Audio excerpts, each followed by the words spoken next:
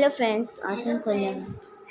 देखो आज हम गए थे ना कि मेरे पापा के घर में, तो उसने वो ये वाला मोबाइल दे दिया था। बहुत अच्छा लग रहा था मुझे। देखो आप, पास करके भी दिखाती हूँ आपको कैसा है।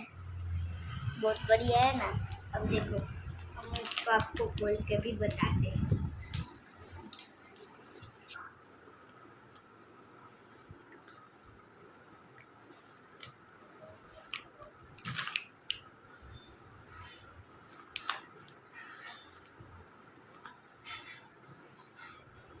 देखो वैसे ओपन हो गया।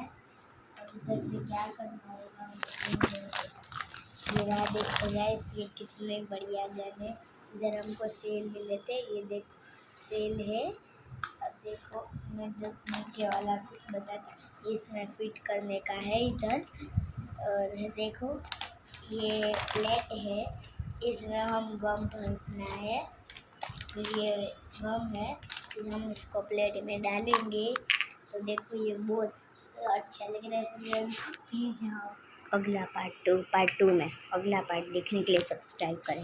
अगला पार्ट देखने के लिए सब्सक्राइब करें।